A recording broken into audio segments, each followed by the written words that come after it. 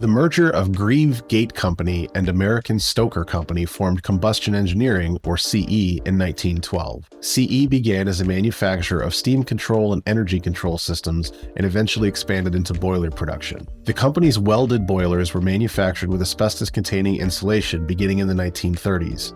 CE boilers were used in some Navy ships during World War II. In 1948, the company added steam engines to its inventory through a merger with the Superheater Company.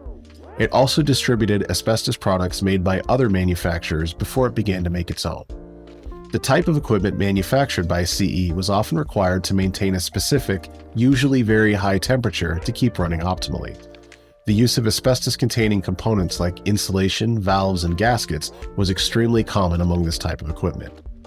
CE went on to become one of the most notorious names in the asbestos industry, first appearing in personal injury claims in the 1960s. It was acquired by the ABB Group in the 1980s, bringing hundreds of thousands of asbestos claims with it to the new company. Due to the burden of these lawsuits, CE filed for Chapter 11 bankruptcy on February 17th of 2003. It took 3 years for the reorganization of the company to be completed and for the Asbestos Injury Trust to be formed.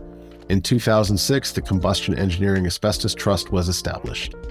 The money from the trust usually comes partially from the company and partially from its insurers. In 2021, 16,052 claims were filed with the trust according to its annual report. The current payment percentage is 18.5%, meaning that claimants will receive 18.5% of the designated payment value for their specific injury. The report also details that $30 million in claims was paid out in 2021, adding to the over $957 million that the trust has paid to date. There's still over $500 million available in funds in the trust for payment of future claims. We've helped thousands of people receive compensation for their asbestos injuries. Let us help you.